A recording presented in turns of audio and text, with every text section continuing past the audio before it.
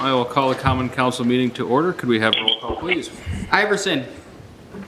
Here. Schatzinger. Here. Hanson. Here. Gallops. Here. Grunert. Here. Gotsky. Here. Sorensen. Here. Split. Here. We have So this is the official. I Pledge allegiance to the flag of the United States of America and to the republic for which it stands, one nation, under God, indivisible, with liberty and justice for all.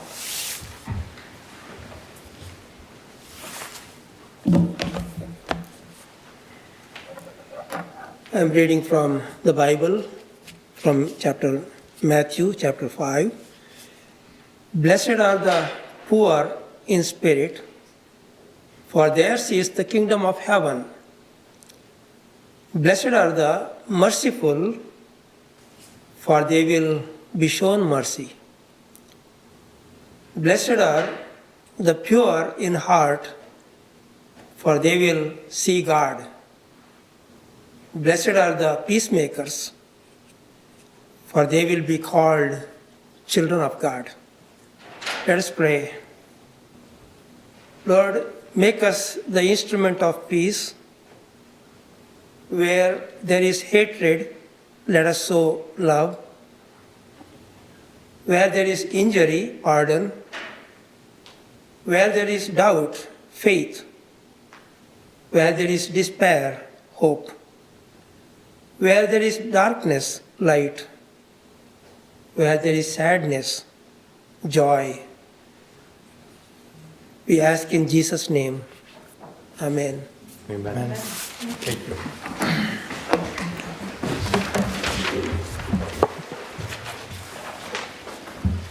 All right, is there a motion to approve tonight's agenda? So moved. Second? Second. Moved by Howard, seconded by David. Any discussion? Hearing none, all those in favor of approving tonight's agenda say aye. Aye. Opposed? Aye. Opposed? That is approved. Thank you. No one has signed up for public comment this evening. So we'll move right into our guest. Senator Joan Baldwin has come to speak with us. If you would like to step forward. All right. I have a little handout, so I'll just pass them in two directions, and we'll go from there. So thank you for the opportunity to visit with you all today. We're in budget season, which I'm sure everyone is aware of here in Wisconsin. And to that end, I've been going around the 14th Senate District to hear from people around the area. I spent the morning and early afternoon in Waupaca County, and then I was at the library for a listening session this afternoon. All of those things are on my website if anyone is interested. The next ones will be in a week from now, where I'll be in Randolph, Lodi, and Portage. So as Senator for the 14th District, this term I am again the chair of the Agriculture and Tourism Committee, but also on the Joint Finance Committee. And so the handout that I've provided for you gives a little bit of how folks can contact Joint Finance. First of all, if you want to attend one of the 4 listening sessions that are going to be going on around the state, the closest ones are not that close, but they're in April. They're going to be in Waukesha at the Expo Center, at UW-Eau Claire, at the Wilderness in the Dells, and then up in Minocqua at the high school. But there is on that information sheet an email that you can send if you want to get your comments or suggestions to the Joint Finance Committee as a whole, or of course, send them to me. The little dollar that I have split out down here, this is how the general fund bucket is split up. A good share of it is goes to education.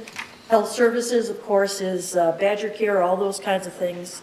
Corrections, The next piece is the 6.8 shared revenue piece, and I'm sure that people are going to talk a little bit more about that tonight.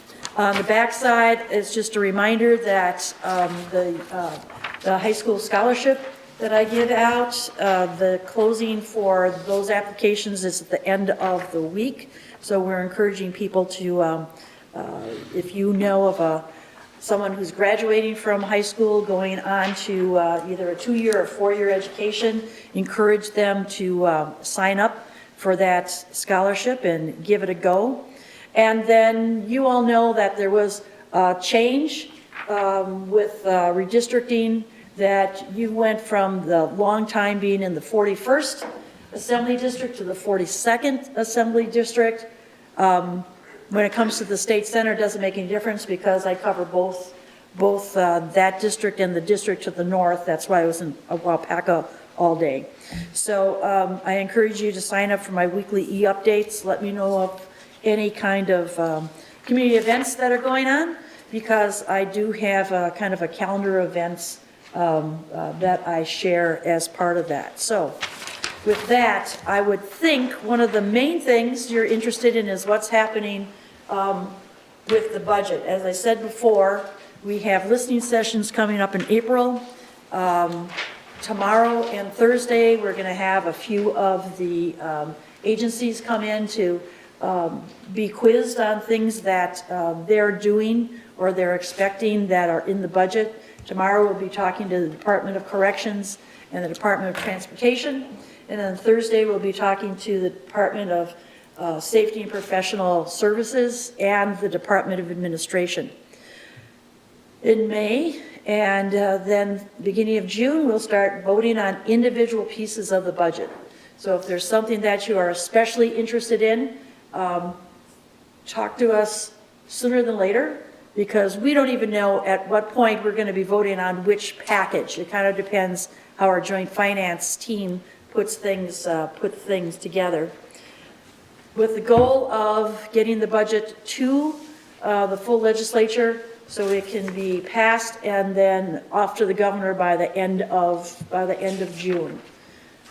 In Wisconsin, our new budget year will start July 1st, but unlike the federal government or the state of Minnesota, if we don't have a budget passed by the beginning of July, all expenditures continue at the rate that they were in the prior budget.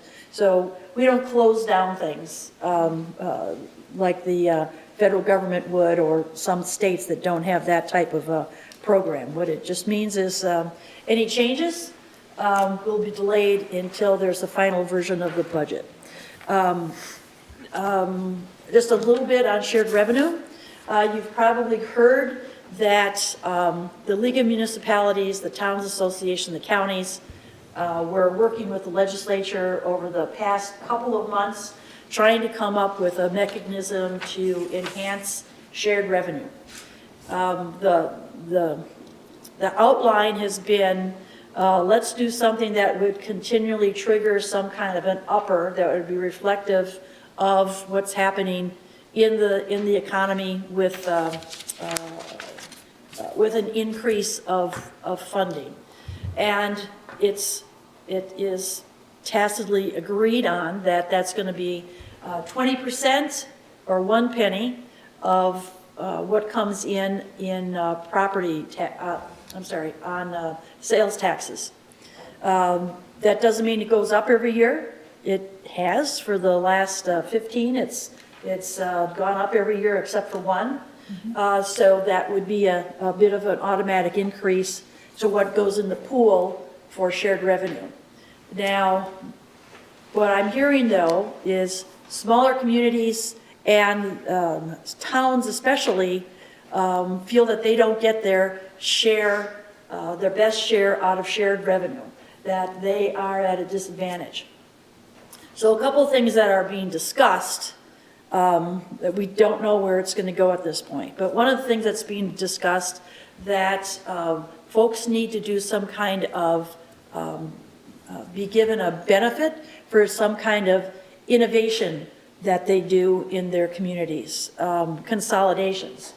Well, what I've told my caucus and my friends, that many of us in rural communities, we've already consolidated quite a bit. Whether you combined your PSAP with your local community and your county, whether you have fire districts across the border in Green Lake County, we just went to a county EMS system instead of a couple different EMS providers. We just don't have the volunteers to do all those things anymore.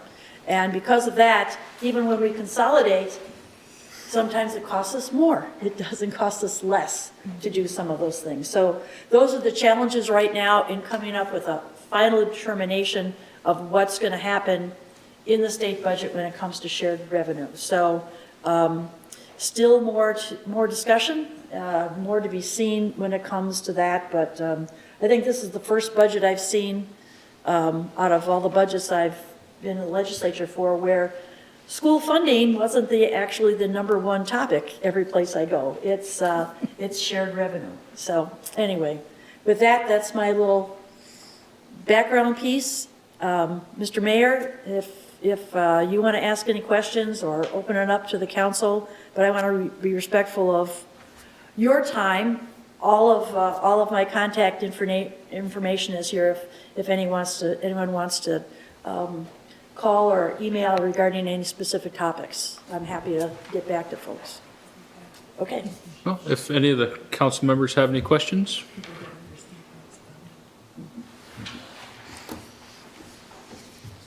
Go ahead. Senator Baldwin, I remember when I was a school counselor, you had contacted me to ask, my opinion. I so value that that you took that time to reach out to a constituent to ask about something that you're going to be voting on.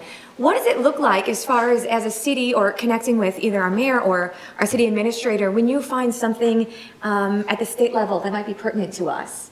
How does that communication look like? Are you contacting, for example, Adam to say, hey, maybe the city of Ripon may want to be aware of this? What does that look like? It depends. It depends what it is. I'll ask that question sometimes, or I'll get a question about why didn't this work, and then doing a little investigation of how it works. I know we had some conversations back and forth when the grant application for the senior citizens didn't go through, and so our discussion then with the Department of Administration is you're not transparent enough to let people know what they could have done better, where they were, just whether they failed or got it or not. Pretty much the answer I got is they don't have time to do that kind of stuff. But anyway, we have talked to them about those kinds of things and how we can try to work better together. I'd be very interested to find out what's happening in the city. I heard that you may have some concerns regarding your wells and PFAS also. If that's something that we continue to hear about around the state, because there is some major dollars that the governor is proposing when it comes to mitigation for some of those kinds of things. And the senator and I, we've corresponded back and forth on just the state budget and primarily shared revenue most recently. So that is the paramount issue. That is the issue all municipalities in the state are currently, I believe, working toward trying to find a solution with the legislature about this, because it's a huge problem, and for the growth and development of this state, cities and villages and townships and municipalities. We've talked about it, you've heard it. It's getting harder and harder, and to become the most attractive, best state we can be, I just would plug shared revenue to better support us out here, because the communities that are going to grow this state are communities like Ripon, and we just are struggling to do anything and everything.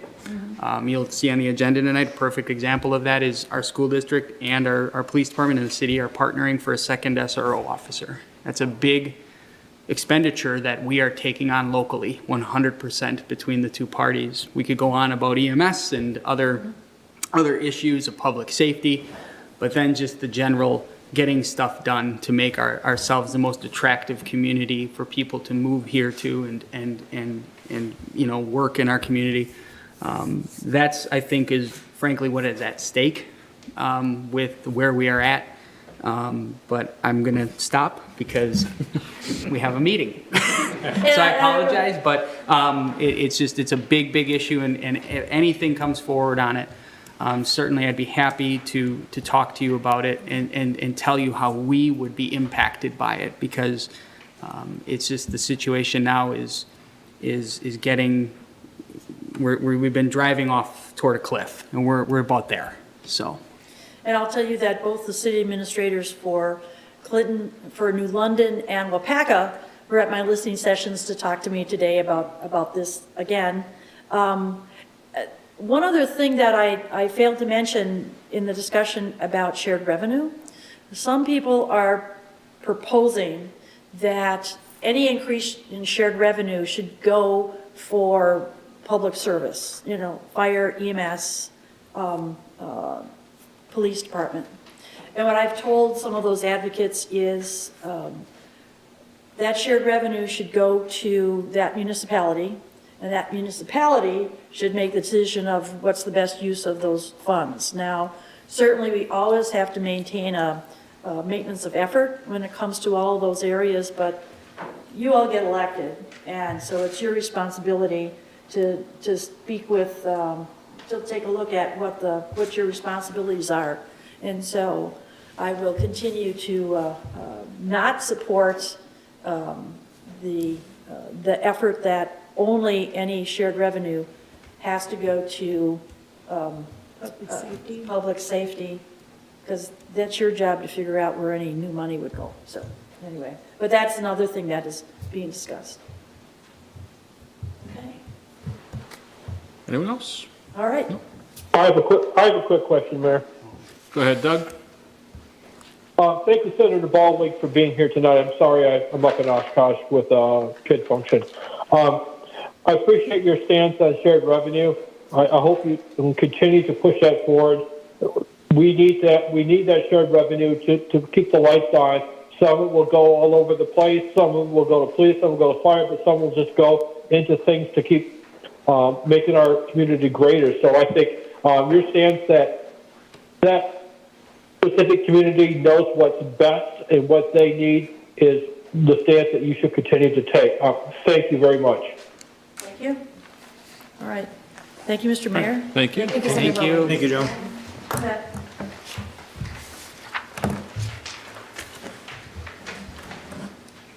All right. Moving on to our first agenda item. This would be the consideration of a proposal to create a second school resource officer position. This would be a joint venture between the city and the school district.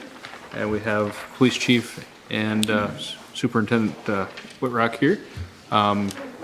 Chief, do you want to give a brief overview?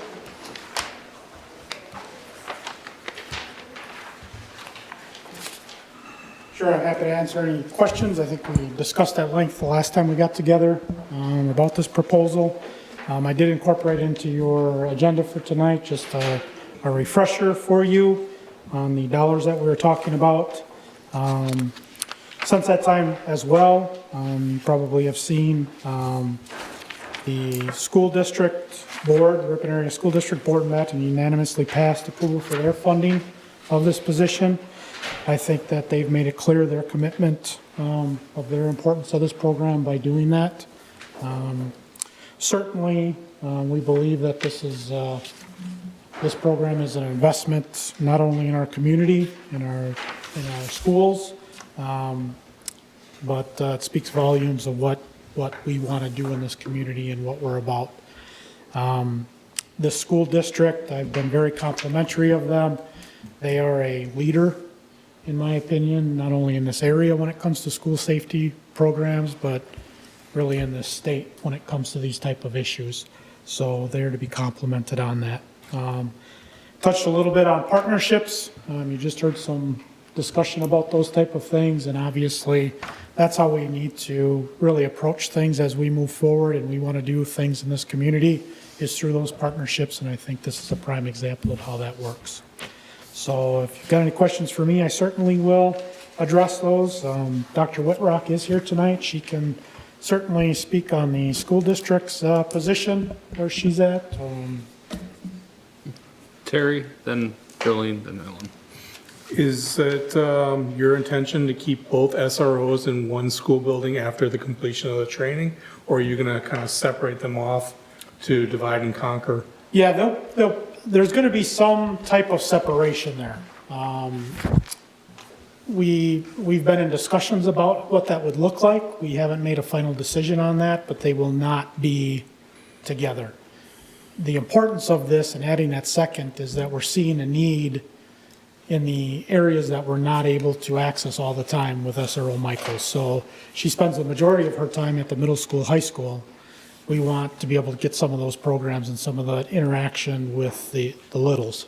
And so that's what we see going on there. Okay. More opportunity for that, more interaction with the younger kids in the district. How that's going to look, we still have to make that determination, but that's the proposal there. Okay. Jolene? I want to thank the chief for being responsive to my question when I reached out earlier, but I think it might be helpful for everyone else to hear too. I thought we might have an opportunity. I had a concern that the second school resource officer in the summer was going back to patrol, and I had heard, I know in the past that there was a need for more of a community liaison officer, code enforcement, but my understanding, and thank you for explaining that Officer Michaels, is covering that in the summer, and that there was a need for this to go back into patrol, but maybe just have you second that. And then I know that Mrs. Whitrock, Dr. Whitrock, I've read your statements in the paper. Someone that was a past school counselor, I can say that the school resource officer was a true partner and was essential to my success as a school counselor. So I truly believe it's important, but so that it's on the record, I'd like to also have you come up and say something if you'd like as well. Sure, let me address the first part and then I'll turn the microphone over to Dr. Whitrock. You will remember that we made some changes in our SRO program with Officer Michaels last year, in which we continued previous to that time. What would happen is that SRO would go back into the patrol rotation to help with those summertime hours. Last year, we began a program where instead of doing that, we held her in that Monday through Friday slot, kept her regular rotation as it is during the school year for a number of reasons. One was to address the code enforcement issues that we were seeing citywide. She takes that over in the summertime and works as the community liaison officer for that. So she's involved a lot with the code enforcement stuff as well as outreach for us. Officer Michaels does the majority of our outreach when we do various programs. We're hoping we will continue that with her. We're hoping that now with the addition of the Parks and Rec, there's already been some discussions with Ashton about enhancing that relationship and allowing Officer Michaels to be involved with that and get some programs and continue that interaction through the summertime with kids. We were also seeing a need for summer schools because what was happening was the last day of school, it was done, and our SRO was going back into patrol. This allowed her to be accessible during that summer school time as well, where we were seeing some needs for that contact through that as well. So she will continue to do that, the SRO/community liaison program. And then this position would be SRO and then go into patrol for the summer. We're hoping that will help us with some of our overtime issues. Obviously, our summertime is the busy time for us, but they would also be available to be flexible to help her with those outreach things and do those things that we want to do with Park and Recs as we move that program forward as well. So there's some opportunity there. Okay? And I'll let Dr. Oh, sure. Good evening. Thanks so much for having us here, and I am so open to answering any questions that you have, but would first say, just as Jolene said, that the needs we have in our school and in our community are a reflection of each other, and we are seeing that increased need for partnership with the police department. And in my 10 years here in Ripon, I have been so impressed with the support from the city through the police department in supporting our students and in our families and making those critical connections to make sure that we keep our students safe and that we help them to learn and grow to become really strong community members. Ellen? I move that we add a second school resource officer position per the financial report that we have been given for this year and next in perpetuity, and that it follows the recommendation that the school board adopted on what day? 20th? The 20th, that they mirror one another. Thank you. I second that. It's been moved by Ellen, seconded by Jolene. Terry? You say this year, are you talking calendar year or are you talking school year? They are adding in May 1st, and then there is a training period, and then they would be good to go in the fall. Okay, so. And our fiscal year is January 1 Okay. to, and their fiscal year is different than ours. Okay, So, thank you. yep. Yeah, and you had mentioned in their perpetuity as well. Just a reminder here, there is a reevaluation that we've agreed on that will occur before the 25-26 school year, where we will take an opportunity just to step back and do a honest evaluation and see, is this something we need to continue? How is it going? You know, and just do an overall analysis of what the program has offered. If we do see some issues there, or we need to step back, or we're not seeing the fulfillment that we're anticipating, we believe that we can, rather than having to dismiss an officer, we can probably do that through attrition, because by that time, we will have some retirements coming with the city. So that'd be the only thing I would just mention in your motion, is that, I think I heard that. Okay, let's strike perpetuity Yeah. and say at the end of the 25-26 school year, is that it? Or the 24-25? The evaluation will take place prior to the 25-26 school year. Prior to the 25-26 school year.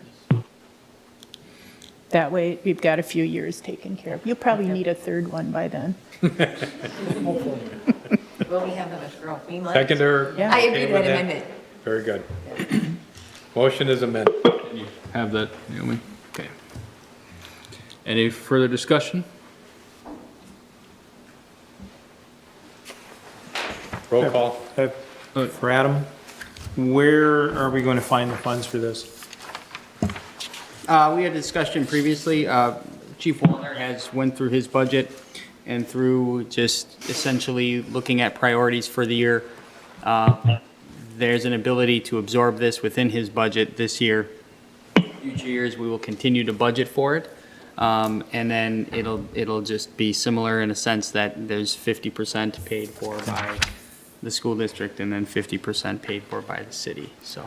Thank you, just so people that are watching or listening know where we're coming up with the funds. Yep, there's no need to, as Chief Wallner stated, I'm confident in his numbers and looking and reviewing it. There's no need to make a change to a budget at this point to accommodate the request for the rest of this year.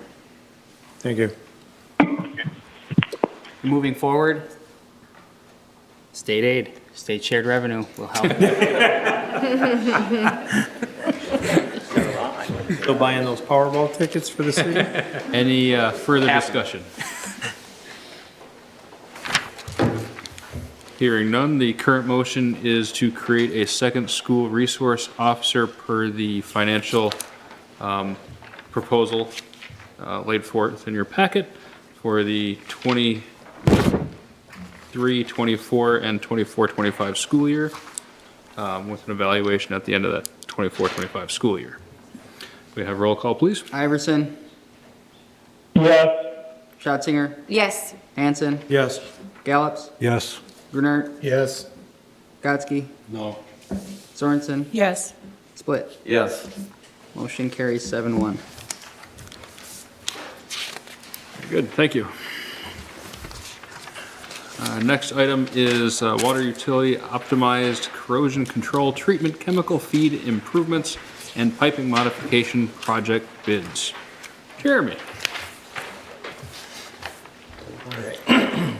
I guess a little background leading up to this point. Because of the lead action level exceedance in 2017, the DNR had assigned the city to complete a corrosion control treatment study. Afterwards, our engineers at SEH completed and submitted a study with their recommended modifications to the DNR in March of 2020. We finally received notice in October of 2021 that the DNR rejected SEH's study and assigned an alternate plan with a deadline of completion of October 6, 2023. Their alternate plan included installation of chemical feed equipment at wells 5 and 6 and modifications to the current 30-70 orthopolyphosphate blend to 50-50 at the wells. We then started discussions with SEH to comply with the DNR's requirements. You'll also see on the bid tabulations that we included piping modifications to some of the wells. And because of this, to make modifications of this degree, including the chemical feed system and the piping modifications, the DNR requires a plan review process. Plans must be drafted by a professional engineer and submitted to the DNR for review. We were advised by our engineers to include some of the deficiencies that had been flagged on past sanitary surveys as well, because the review process can take some time to complete. So we included piping modifications at well 6 and 8 to correct deficiencies that were identified in the previous sanitary surveys. Currently, well 6 does not have a means to pump to waste, which all wells are required to have.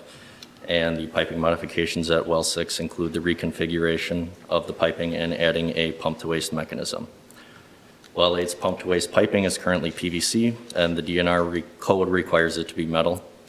The modifications at well 8 will then include a replacement of this piping. It was kind of the low-hanging fruit that we could pick from the deficiencies to also include with this project, I guess. After the plans were submitted and after several requested extensions by the DNR, it was approved in late 2022.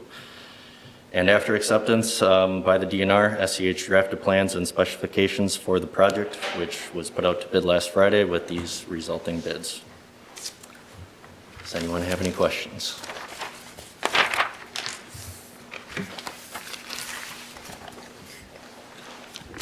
So when we put in the PVC piping, is it because at that time that was appropriate under guidelines and it became no longer? I don't know. It was probably just done. It was probably just done. Wow. And I guess as a follow-up, do we have systems in place right now that would mean that something like that in the future couldn't just be done? It's all going to depend on the project scope. And, I think the DNR, frankly, too, has become more active in their plan review and what is required to go be submitted to them. So I'm not going to say, and Jeremy wasn't here, Dave may know, but it's past history. Mm-hmm. It probably was just go ahead, It was do it. probably just done without Yeah, proper plan. and they're just not in that game anymore. Okay. They are Good. reviewing everything and making sure that, we are meeting code with what we are, doing in projects. So it's bid out, and the low bid was for $111,125 for Mid-City Corporation. I think the recommendation is to accept that bid. This was budgeted for as well, I should mention. We have about $225,000 for miscellaneous infrastructure improvements into the wells, including the SCADA systems, pipe overflows, all of this stuff. So we did budget money for it. And I guess this is required by the DNR. They rejected SEH's proposed plan for it and implemented their own regulations on us. And this is the plan that the DNR has approved? Yes. Okay. The DNR plan was to install the equipment that we don't have at wells 5 and 6, so adding polyorthophosphate equipment there, and then also increasing or changing our blend. Could you remind me with the master plan for the water system, which wells when we get new ones, are we going to be replaced, or do we not know that until they're actually? So well 5 is definitely going to be replaced. And then I think well 8, we're planning on rehabilitating, and then the other 2 will stay as well too. And the goal would be is any infrastructure that can be moved well 5 to new well Yes. installed in this project would be taken over. And that's the lowest. All this equipment Oh. can be moved. Okay. Would anyone like to make a? Question. Oh, go ahead. Have we used Mid-City, whatever, before? And who inspects, Mid-City Corporation? And then who inspects their work? I don't know if we've used Mid-City for anything, I guess, but our engineers have told me that they have worked with them on other similar projects in other communities, so I guess they're familiar with their type of work as well. As far as inspection afterwards, I guess I don't know exactly for sure, but it would probably be up to the water department and also our engineers as well. But if there's an additional step that the council would like us to take to ensure things are completed to specification, we could implement that as well. And my guess is with SEH involved and the DNR will come out. I would Okay, think Will- that's what I, Yeah, because I just didn't Yeah. want to happen like happened with the PVC yeah, piping, no, you they'll know. come out. Let's just get it done right the first time. Any other discussion? Well, I'm curious, the DNR did all the specifications, right? I mean, they're telling you exactly how much chemical Yes. to pump in, and the controls and all that is Yes. just a scale, and you're putting in PVC coated rigid instead of PVC, I take it, instead Yeah. to get it up to code. They changed that code a few years back. So, you can't just go with PVC, it's to protect the wiring. That's not even, the biggest part of the expense is the controls and the scales and the pumps. And the Yep. pumps are not cheap. So, and the pumps are the same like you have as far as being able to replace whatever. You got the parts, it's compatible to everything else. And actually, as material prices have increased, I think that's where we saw a lot of the price increase for the piping modifications as well, Yeah. too, just because that material is, I guess, so much more expensive than Yeah. it was a few years ago. Pumps are not cheap. They're not. Well, I'd like to make a motion to award Mid-City Corporation a contract for $111,125. Second. Been moved by David, seconded by Howard. Jolene, you have a comment? Yeah, a quick question. I understand that if a bid is, we don't see any issues in it and it's the lowest one, that typically we need to accept that. My question is, when we look, can we also look at warranty on equipment, since this is specific equipment? Is that something that's figured into a bid on the length of warranty on, for example, we talked about pumps? Yeah, so I guess I'm not really sure because this is also my first project that's ever gone. Yeah, so generally But- speaking, the spec we put in is met between both contractors, generally speaking, and there's standard warranties on everything. I wouldn't say in a particular case of this where there's a difference of, $40-some thousand that any warranty would ever put us in a place that we wouldn't accept a bid that different. All of those things come in play at the very end where it's installed. Generally speaking, there's a substantial completion date. The engineers review it, and then that kind of kicks off a 1-year warranty on most everything. If there are additional warranties on equipment, that's going to be product and manufacturer specific, but generally speaking, most are pretty comparable, and you get a few years maybe, and then it likely becomes obsolete. So, but yeah, not something we would worry too much about in a project of this nature. Okay, thanks. Any further discussion or questions? Thank you, Jeremy. So the motion is to accept the Mid-City Corporation bid for $111,125. All those in favor say aye. Aye. Opposed? Opposed? That is approved. Thank you very much.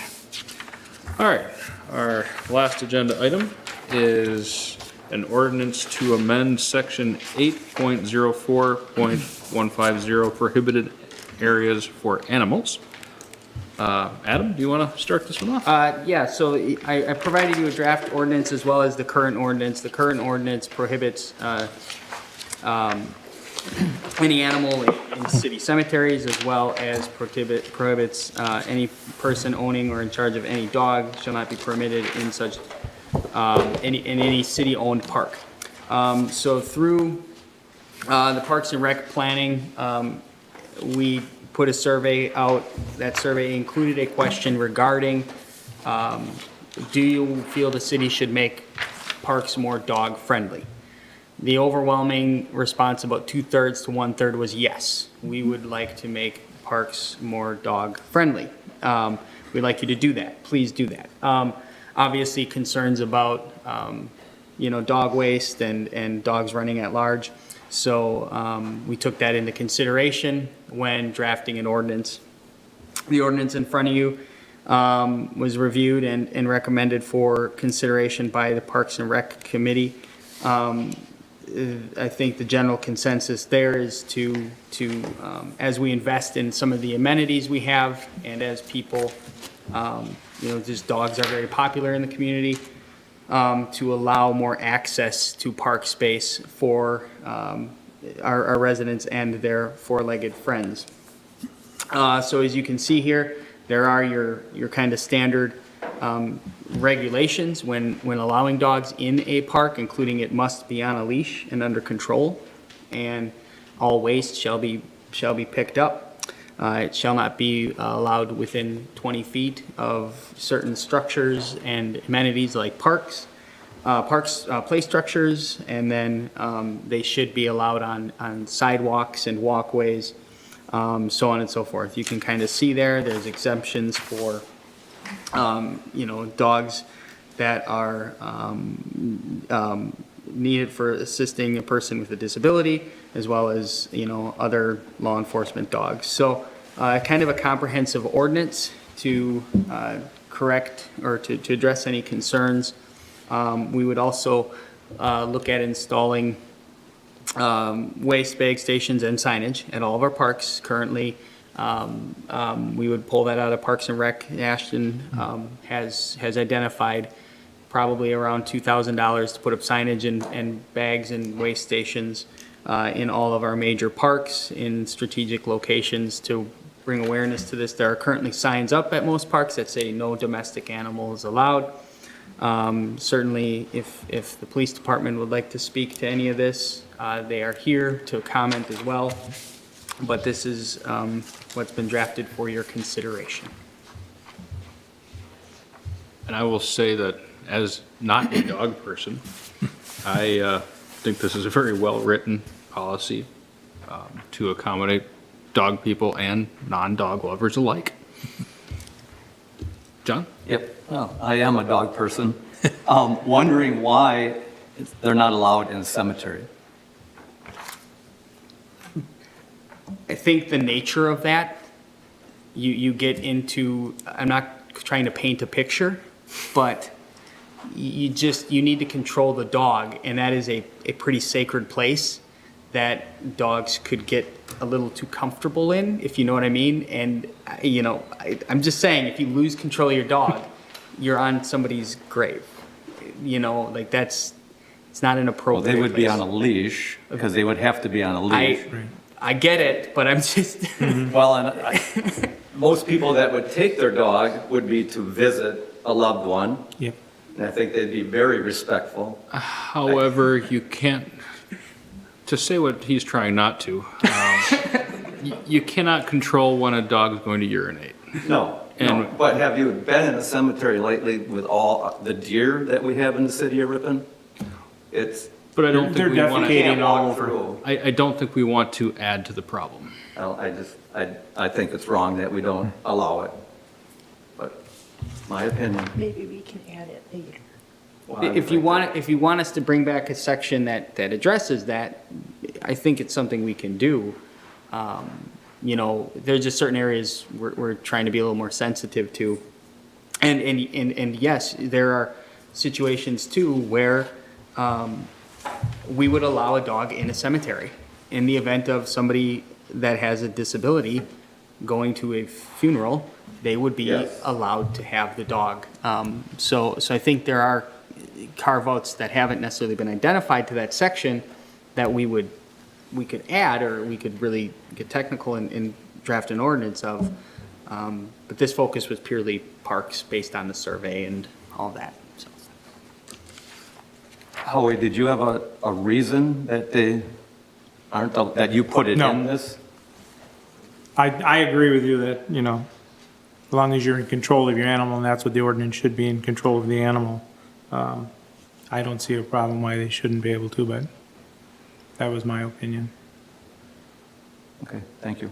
Yeah, I find it odd that they're not allowed in the cemetery. I see a lot of people driving with their dogs. I see them drive through the cemetery. I'm a cemetery person also. Me too. I'm weird, so I like to go through there. And I see people driving through and the little dog up on the lap of the driver, things like that. So I don't think it's right that they're not allowed to take their dog out of the car. I will also just add this as, we may create a section in a cemetery where we can sell plots to bury dogs. As crazy as that sounds, that is becoming It's not more crazy, popular. yeah. We'll talk about that. Howard? Question that I have is under the prohibited areas, section C, line 3, Adam. Yep. The athletic field, 20-foot distance. There are, when we have tournaments up at Murray Park in the quads, people do have, from out of town, have brought their dogs inside the fenced area, down the walkways and that, to watch games. There is only about 40 feet between out of bounds of one field till you hit the next. So technically then, in the way this is phrased, those animals could not come in that area at all, correct? So I think the intention of that is more on the inside of it, so in the playing surface. We wouldn't want them 20 feet from the outside of that. If there are walkways and paths, you can see there's kind of a carve out there. Because you get people right now that they'll line the out-of-bounds area of the fields to watch the games. Yeah. And, you know, they're out of the field of play, the foul area, but they're along that line where they set up their chairs and all that, and they have had, you know, their pets right there next to them. So the way this is right now, they would not even be allowed to be in the quads because of the distance aspect of it. But if they were on public sidewalks or walkways, or the paths we're putting through there are, that are existing, they would be allowed there. You know, I think, I'm just trying to make this clear to Yeah. people out there that, generally speaking, the intention of that is to keep them away and not inside of the fenced area. So certainly, you know, there may be areas where people are violating this, but that then comes down to reasonable enforcement. And, you know, the intention is really to keep them away, because the other point about it is there are other people generally in that area. yes, there is. And so if there is an accident or there is something that happens, you're not getting people, it's not happening in an area where there's a lot of other people. And come we would just tournaments ask- down there are a lot of people inside our quad area. And that's why I'm bringing that up, just so that if that is going to be the case, the 20-foot rule, that we'll need to put signs up on the entrance points to those fields, that Yeah, no but- dogs and- allowed beyond this point. And there are paths all through there, so if they're on the path, it doesn't, the 20-foot rule doesn't apply. Okay, because it's, the paths are 8 foot wide that are down there. And like I say, we have about 40 feet from one field to the next, so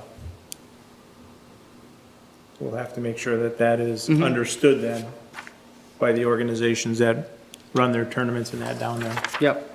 And those, and two, to be clear as well, is at that point, if somebody has reservations and has an event going on, they can dictate via the ordinance that no, dogs are not allowed, you Yeah. know? And the problem that's been is people come from, teams from out of town, they don't bother to look to see if there's an ordinance, they bring their dog along and. Well, and there's a big difference between somebody bringing their, like Doug was running around with his puppy, the little one, right? There's a big difference between that and somebody's giant, big, Yeah. whatever, so. As someone who's up there quite a bit, umpires and that, you see labs, you see poodles, you see just about everything up there for these teams from out of town. So we just need to make sure that everybody will be on the same page And with this. to also address your point there, section C5 would, in the way I read that, would allow the event sponsors, so the people arranging the tournament, whether they want to allow dogs. And Period. that's what Adam just said. Put them where you want them. Exactly. So you could leave it on the sponsor to determine where the dogs would be allowed. Jolene? Being that since 87, when the original ordinance was drafted, so over 30 years, that we did not allow dogs, my guess is it wasn't for allergies, because these are outdoor places. My guess is if it was for safety reasons, we could have passed something for leashes. Maybe just no one thought to bring it up, but I have heard for a long time, people wish that they could have their dogs in our parks. And I think that it does increase quality of life for people that want to bring their pet, their dog. Also, I think for tourism, I've heard of people would love to, shop downtown, maybe go visit a park with their dog, and people bring their dogs with them to the community. So I think it's also good for tourism. So my guess is, the reason why this lasted so long on the books is people were concerned about waste. And I have a question about the fine for dog waste that we have. My understanding is right now the first offense is $25. For me, that seems like that's not a big deterrent.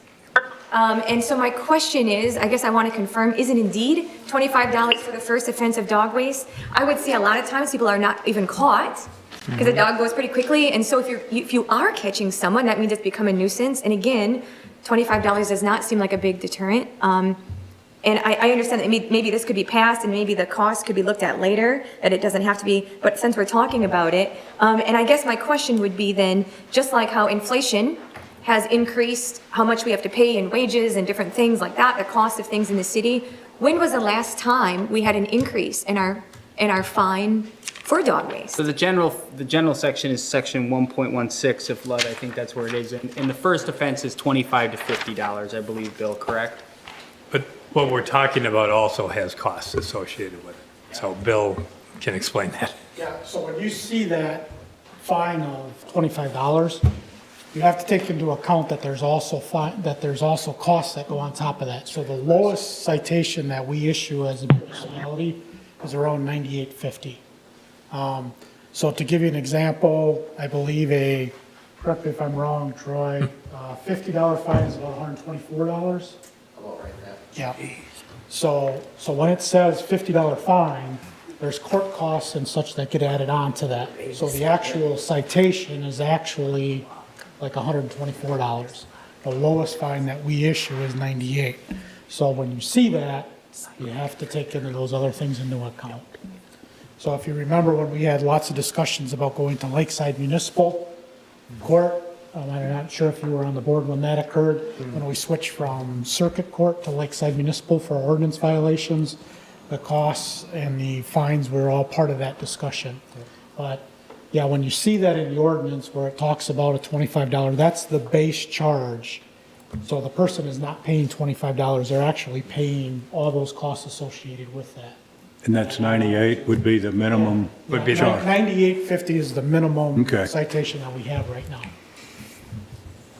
I wish that could be more publicized for the public to know, that we take it seriously. Because again, I don't think anyone wants a They'll park. figure it out when they get the citation. Good, thank you, Kristen. And they'll be talking to us, but. You can buy a lot of bags with that amount. Exactly. Do you have anything to add to that, or is that? No, I think that's accurate. It's clear that when we make reference to 1.16, that's just the base fine, and then there's court costs associated with that. So Thanks. Bill's correct that the least you'll ever see on a citation, the lowest you will ever pay is $98.80. And it can go much higher than this. I'm going to put my 2 cents worth in on the cemetery. I agree. I think they should be allowed in the cemetery. It's, I don't know why that's in there. I'd like to see it removed. Also on, let's go back to 3, and why are dogs not allowed in a picnic shelter, but they are allowed on fields when fields are not in play? I mean, it's just, it doesn't make any sense to me there's plenty of ground out there without them playing on the fields, because you're gonna have brown spots or yellow spots out there, and they work hard to keep these fields up. So I think it should say that dogs should stay off all areas of play. And that would also take, whether it's a fenced or not athletic field. And that way people could still be in the stands or stand along the side with no problem. And why they're not allowed in a picnic shelter that's concrete. I mean, if it's a rainstorm comes up and someone can duck in there, and you're talking about the one in Barlow Park, I take it. Yeah, I think the general idea is, you know, if there is an incident that, you know, somebody renting the shelter isn't walking up to a mess, as well as, you know, some of these are shared spaces, and for the comfort of someone that may not be comfortable with dogs. Right. You know, you keep them out of those areas. If there is an event and somebody rents a shelter and they want to bring their dog, we can allow that via the other section in there when it's a private event. Okay. So I think when it's just open to the public, we want the dogs on walkways, in open areas. I understand we can strike the section about non-fenced athletic fields if you believe that keeping them off of all fields is appropriate. Right. That if that's acceptable to the group, we can certainly scratch that out, and it will be, you know, no general areas that are generally going to be or potentially occupied by humans or play. But as far as the dogs bothering people, I mean, every Friday night in the summer, there's dogs down there right next to everyone. Mm-hmm. And it does address dogs bothering people. Mm-hmm. And if you don't have enough sense, if your dog's jumping on someone, you deserve the fine. You just do. I mean, you got to take care of any animal, whether they're little bitty or they're big, and the ordinance is there. So I think we're keeping, it's just, there's too many spots here where it's getting a little overloaded here. I mean, I see no reason why you can't walk a dog through the cemetery, or like John said, you know, you have a couple that had a dog, their spouse dies and they want to take the dog to the cemetery. You know, we're not going to allow that. Why? Doesn't make any sense to me. That's why we're going from not allowing anything to. Yeah, right. Well, I think this is long overdue also. It's kind of a silly, the old ordinance was a silly ordinance. You know, we want everyone to enjoy our parks, and this is part of it. And almost everyone that has a dog is going to be a responsible dog owner. So, and the ones that aren't can be fined. It's $98.50 minimum.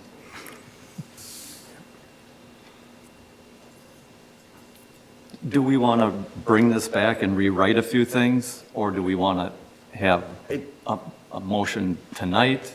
It's totally up to you all. You can provide me direction to remove sections, and we can approve the one section tonight, or you can say bring it back and add information for cemeteries and approve it all again. It doesn't matter to us.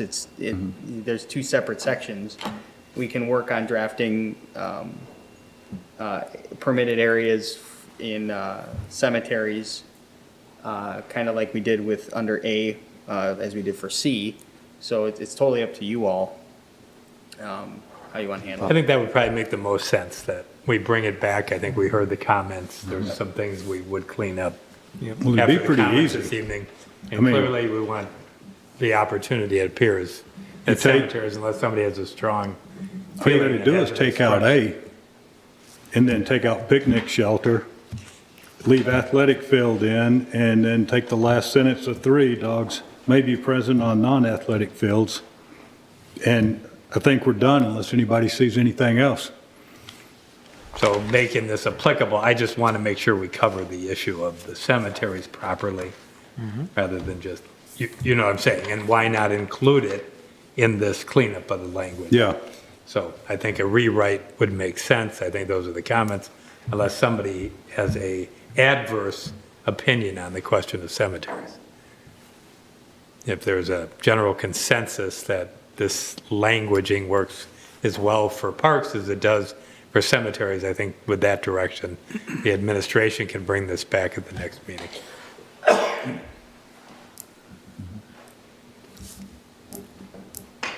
So just a motion for the administration to bring it back next meeting would be appropriate at this time. I don't think anybody moved anything yet, did they? No. Nope. Yep. I'll make a motion that we send this back to administration for a adjustment to the brought up sections and bring it back to council for a look at and approval. And moved by Howard, seconded by John. Any discussion on the motion? Hearing none, all those in favor say aye. Aye. Opposed? That will be brought back. Thank you. All right, project updates and staff reports. Police Department?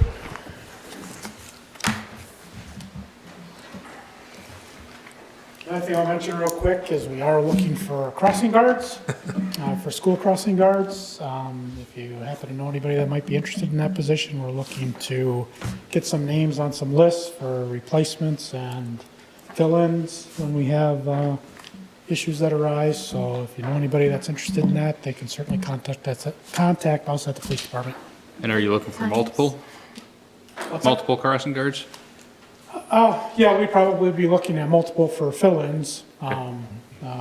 We've got some things happening with those positions, so we just need to start getting ahead of that and getting prepared for those changes. And, our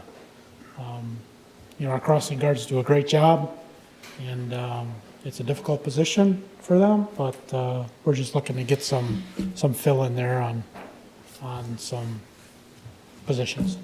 Could a person be available, do they have to be available both before and after school, or could they be just mornings or just late afternoons? We'd prefer if they were available for both, Okay. but certainly we work with them. That's all I have. Thank you. Water? No. Public Works? Welcome. Thank you. Oh, he's bringing a list. You'll find I do better when I read off of notes, so I'm just getting acquainted with everything. They threw me right into the fire when I came in they pretty much took it easy on my first day. Second day was a little different. Right now we're working on getting familiar and keeping the ball moving forward on the signalized intersection improvements, figuring out your programs for your sidewalks, and was also learned that we're responsible for maintaining the Highway 23, so we'll be doing some patching there. Downtown streetscaping, identifying what's going to be needed to get all the new posts installed.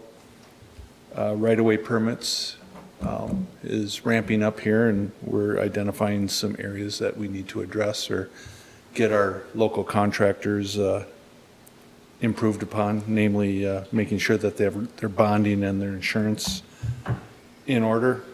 Obviously involved with our facilities, spent a lot of time the last week on that. And basically familiarizing myself with the crews and everything that they do, including snow removal, of which I've made note to find out what happened over there. I'm sure there's some logic to it, there usually is, but we'll have a staff discussion about it. Thank you. With that, if anybody has any questions. I just want to compliment your crew on the removal of the snow this past 2 to 6 that we were supposed to get. They were on top of it right away, and I was as very someone who has a pleased. business downtown, they did a great job of cleaning that up Yep. quickly. I was very pleased with what I saw. My wife and I took a drive here got here about 10:30 in the morning, and I can tell you Fond du Lac County did a much better job on Highway 44 than Winnebago County did. They generally do. Yes, that's what I'm learning. I could tell going home Friday night that Fond du Lac County was taking the storm seriously because they brined all the way to the county line. And then I saw the absence of that, and so we got out the reliable truck and we took a drive, and then now I also realized just how vibrant your downtown is, so that demonstrated to me the importance of doing the follow-up on Sundays. So. And I had several shoppers comment that it was easy for parking because it was cleaned out compared to some of the past And I'm going to give the ones. credit to that for Chris. I told him it was his choice, either push it all into piles and we'll haul it later this week just because of how warm it was supposed to be this week. And he was not available on Saturday, so I kind of filled in for him, and then I conversed with him in the late afternoon, and he must have drove through on his way home. And that's when he made the call to call everybody in and do the full removal. They did a very good job. Yep. Being that it's your first official sort of city council meeting in person, right? Welcome. Remind me, do we have a citywide spring waste cleanup? You probably don't know, being so new. I seem to recall something about I know we give out a ticket for a one-time unloading, so if you will, but I think that can be used at any time of the year. Yeah. There's nothing, and our dump site is open. I don't know when we'll be going to Tuesdays and Saturdays if we have not already, but we'll go back to 2 days a week here shortly, so. We are still accepting summer seasonal applications. I'm finding it just as difficult here as it was in any other community I've worked for, that including we're appealing to part-time applicants of all ages. In one prior community, I was actually reaching out to retirees to do lawn cutting. So, and we will work around golf schedules.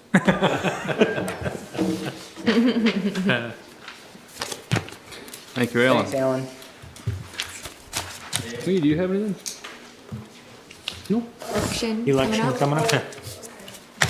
Thanks, guys. April 4th is the election. Everybody will be voting here in the council chamber as before. And the new program is really well, good. Finally got the printers in this week. Last time you noticed you guys had like colored pieces of paper that we had to use. Now we actually have the official printers, so we'll be fully up and running for this election. And this week, in-person and early voting is still available? Yes, it is still available, and Thursday and Friday, I will be here till 5 o'clock, so it'll be 7:30 to 5 on Thursday and Friday. All right, thank you. Adam? Not much to report, just did submit 2 grants for the bipartisan infrastructure legislation, one for STP local for St. Wenceslas, that project to hopefully get a consideration for a $500,000 grant, as well as we did also apply for a carbon reduction grant, or reapply for a carbon reduction grant to the BIL for street light retrofitting and replacement, because we have about 180 streetlights that we take care of. That is the update from me. Thank you. All right. And nothing from me. Any future agenda items or comments from council members? Jolene? I'd just like to add, going off of what Naomi, our city clerk, said, that the upcoming election is important, and the state Supreme Court is up for to be elected. If my information is correct, that's a 10-year term that they can run for. So this can have ramifications for a really, really long time. So if folks are unaware of what's on the ballot, they can go to 411.org. Correct? I know we have some members of the League of Women Voters that are here as well. That's another great local resource here. And Naomi, the time of the polls here that will be open is from what time to what time, to restate for the public? 7 until 8. 7 a.m. till 8 p.m. Thank you. Thank you. Anyone else? Anyone like to make a motion to adjourn? So moved. There's a second. Give it to Doug. Okay. There's a motion by David, second by Doug. All those in favor of adjournment, say aye. Aye. Opposed? Aye. We're adjourned at 8:11.